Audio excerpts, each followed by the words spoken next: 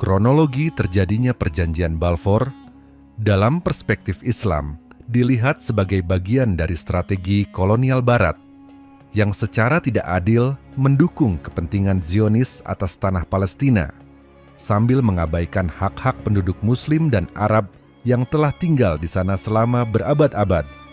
Berikut adalah urutan peristiwa berdasarkan narasi historis yang sering diinterpretasikan melalui lensa Islam. Pada awal abad ke-20, Kekhalifahan Utsmaniyah yang selama berabad-abad menguasai wilayah Palestina mengalami kemunduran akibat perang internal, pemberontakan lokal, dan tekanan kekuatan kolonial Eropa. Wilayah Palestina berada di bawah kekuasaan Utsmaniyah hingga Perang Dunia I. Gerakan Zionis dipelopori oleh Theodor Herzl pada akhir abad ke-19 yang bertujuan mendirikan negara Yahudi di Palestina.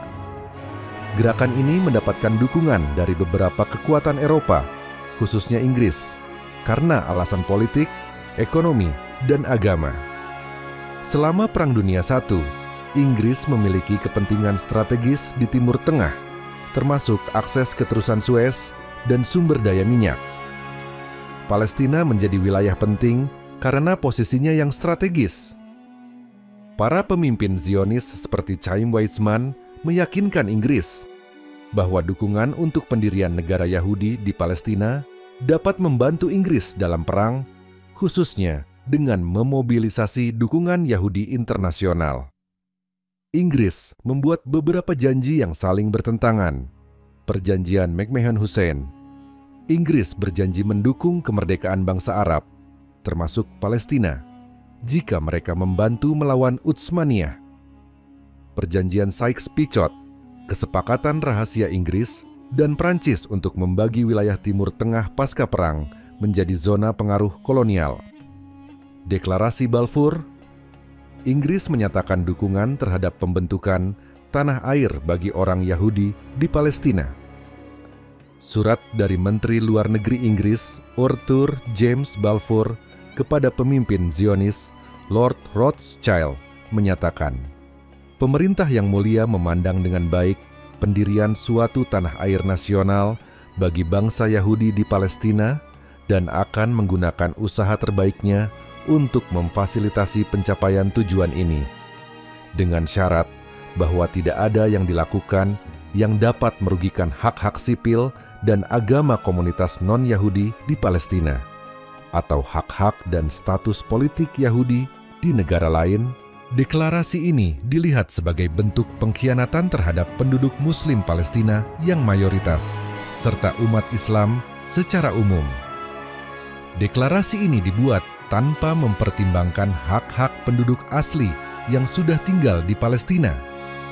Deklarasi ini membuka jalan bagi imigrasi besar-besaran Yahudi ke Palestina dengan perlindungan Inggris, yang mulai menguasai Palestina setelah jatuhnya Kekhalifahan Utsmaniyah. Masyarakat Muslim Palestina mulai menyadari ancaman terhadap keberadaan mereka akibat rencana Zionis yang didukung kekuatan kolonial. Ini memicu gelombang protes dan pemberontakan lokal. Dalam pandangan Islam, kolonialisme Inggris dan Perjanjian Balfour dianggap sebagai bagian dari proyek besar untuk melemahkan umat Islam, memecah belah wilayah Muslim, dan mendukung entitas asing Zionis di Tanah Suci.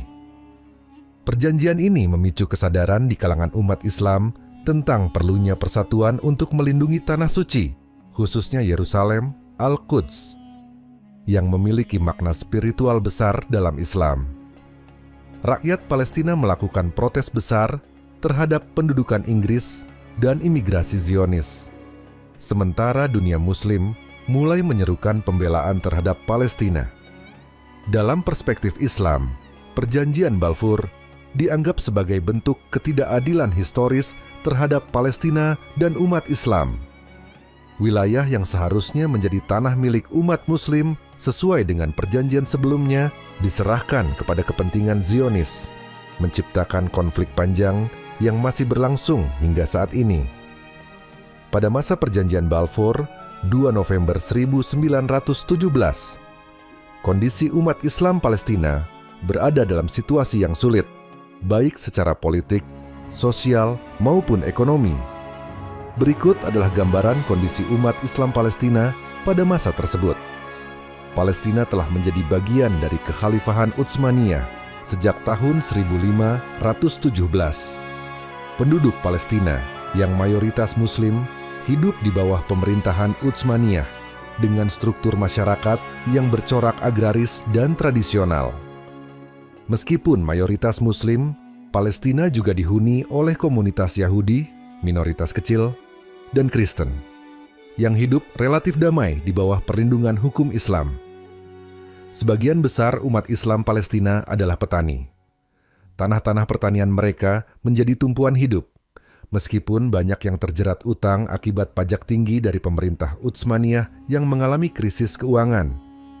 Pada akhir abad ke-19, nasionalisme Arab mulai tumbuh sebagai reaksi terhadap tekanan kekhalifahan Utsmaniyah, tetapi kesadaran nasional di kalangan umat Islam Palestina masih lemah dibandingkan dengan ikatan keagamaan dan tradisi lokal. Pada tahun 1917, Inggris merebut wilayah Palestina dari kekhalifahan Utsmaniyah selama Perang Dunia I. Dengan kekalahan Utsmaniyah, Palestina berada di bawah administrasi militer Inggris. Inggris memberikan janji yang saling bertentangan kepada bangsa Arab melalui perjanjian McMahon-Hussein, menjanjikan kemerdekaan Palestina sebagai bagian dari negara Arab merdeka.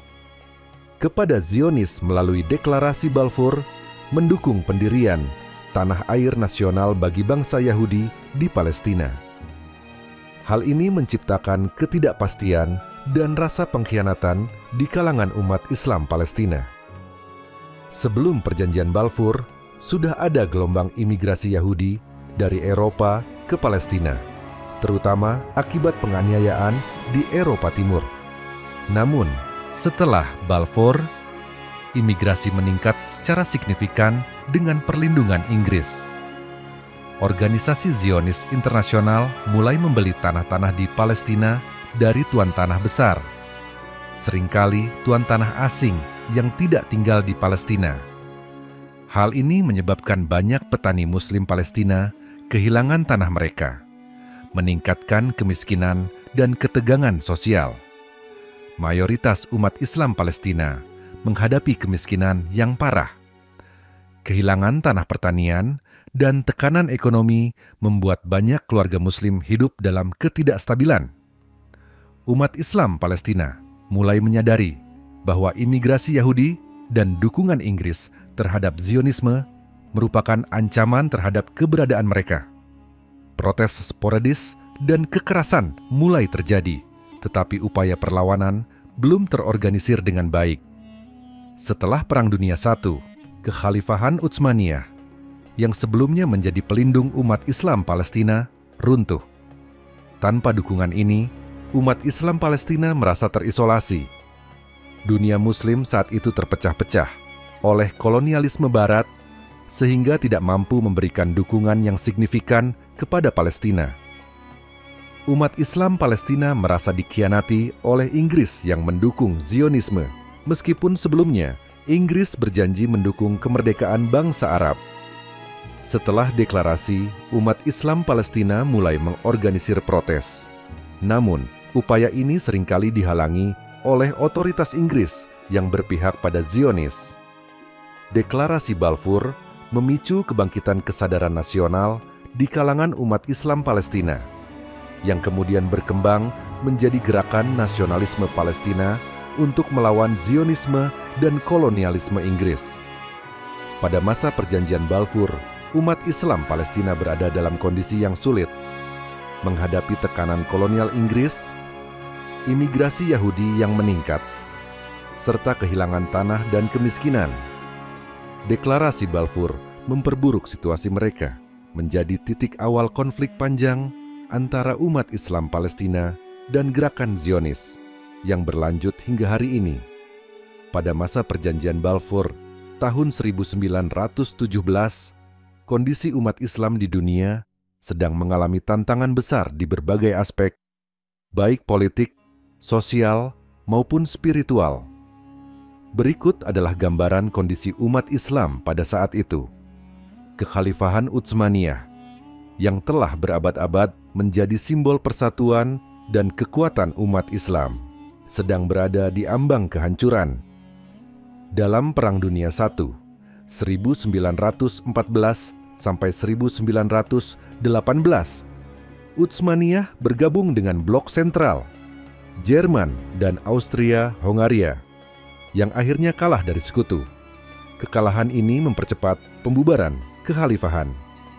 Setelah perang, wilayah kekuasaan Utsmaniyah, termasuk Palestina, jatuh ke tangan kekuatan kolonial Barat, terutama Inggris dan Prancis, sesuai kesepakatan Sykes-Picot. Umat Islam kehilangan pusat kekuasaan politik yang signifikan. Sebagian besar wilayah Muslim berada di bawah penjajahan kolonial Barat. Inggris menguasai Mesir, India, dan Palestina. Prancis menguasai Aljazair, Maroko, dan Tunisia. Belanda menguasai Nusantara, sementara Rusia menguasai Asia Tengah.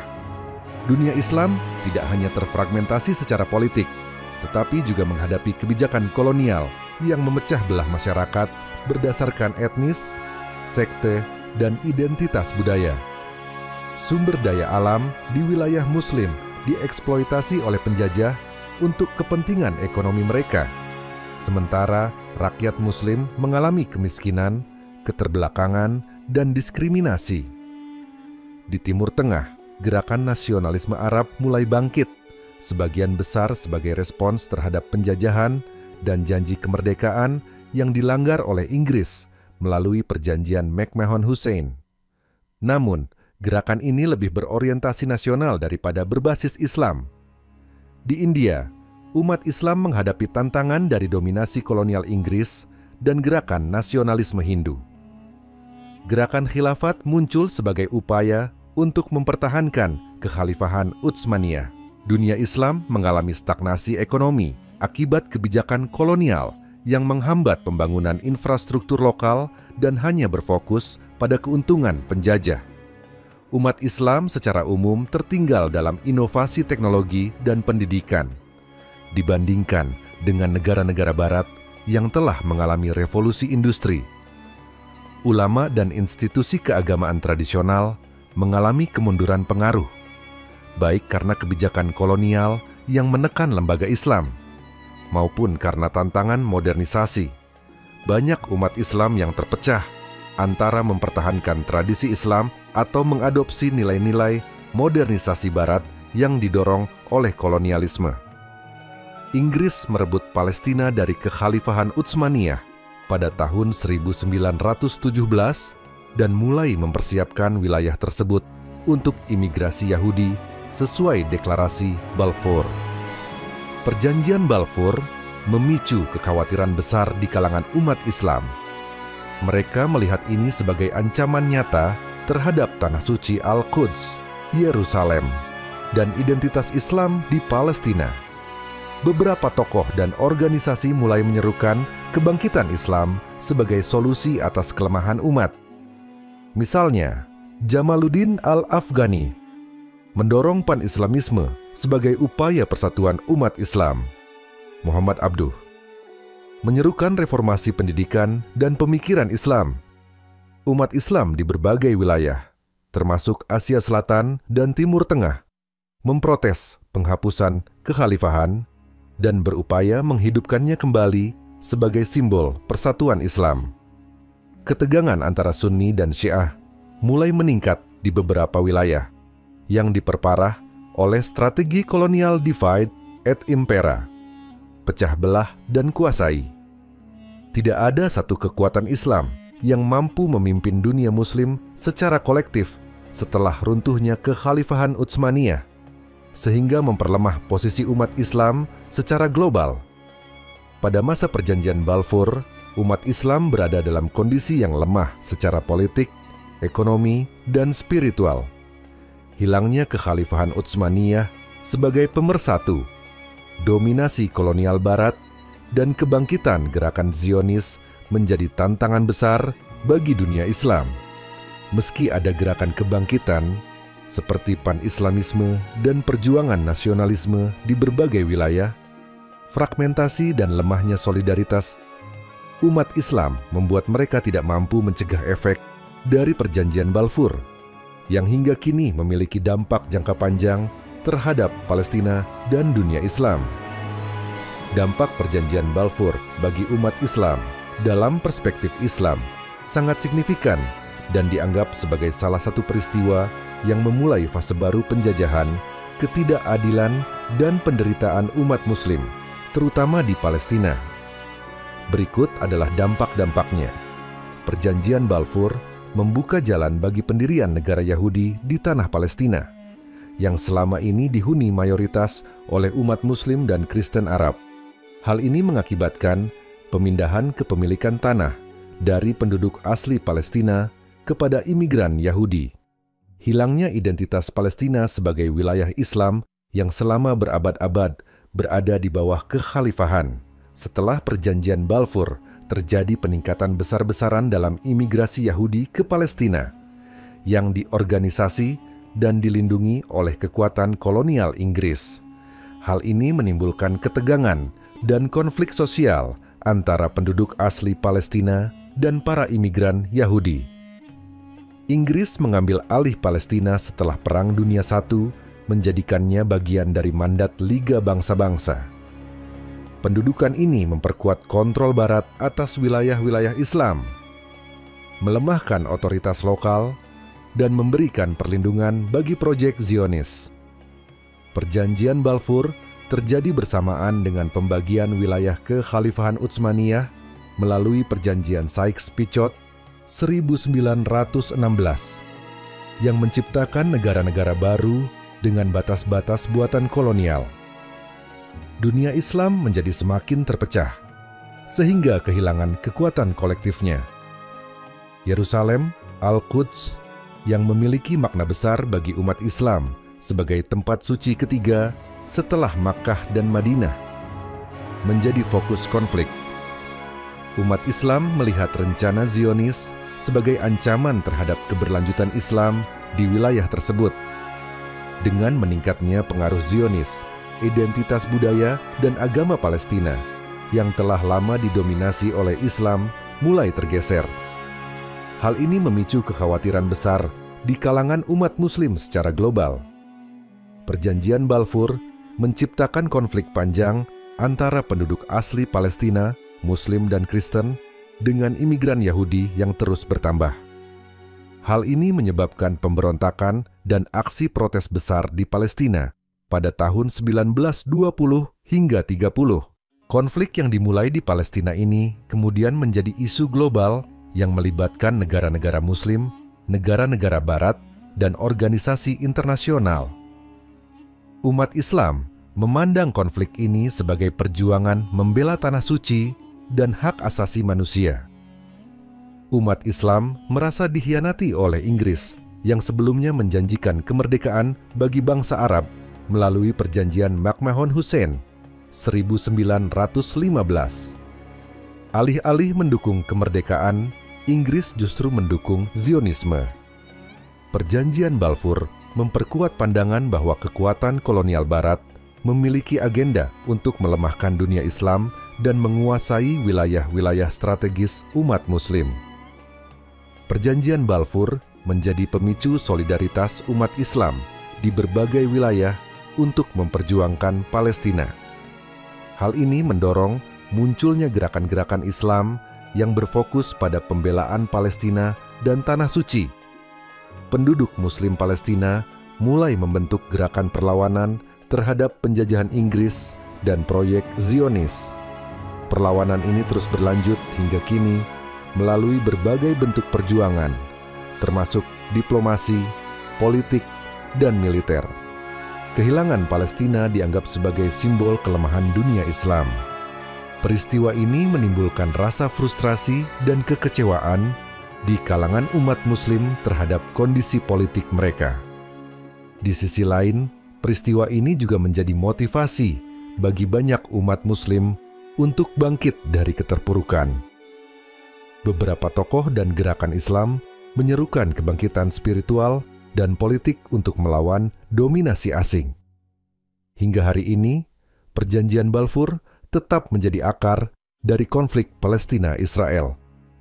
Umat Islam menganggap konflik ini sebagai perjuangan melawan kolonialisme modern dan pembelaan terhadap hak-hak rakyat Palestina.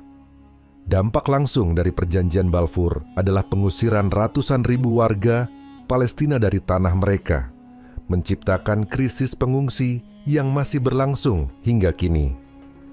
Perjanjian Balfour menunjukkan kelemahan dunia Islam yang terpecah-pecah, sehingga mendorong kesadaran tentang pentingnya persatuan umat Muslim untuk menghadapi tantangan global. Perjanjian ini menjadi salah satu faktor yang mendorong gerakan pan-Islamisme, yang menyerukan persatuan umat Islam untuk melindungi tanah suci dan melawan dominasi asing. Dari perspektif Islam, Perjanjian Balfour dianggap sebagai bagian dari konspirasi kolonial untuk melemahkan umat Islam dan mendukung proyek Zionis. Dampaknya tidak hanya dirasakan di Palestina, tetapi juga oleh seluruh umat Muslim, baik secara politik, spiritual, maupun sosial. Peristiwa ini menjadi simbol perjuangan panjang umat Islam untuk keadilan, hak asasi manusia, dan pembelaan terhadap tanah suci mereka. Pandangan para ulama dunia terhadap dampak Perjanjian Balfour beragam, tetapi umumnya mereka sepakat bahwa perjanjian ini memiliki konsekuensi serius yang merugikan umat Islam, khususnya terkait Palestina dan tanah suci Yerusalem.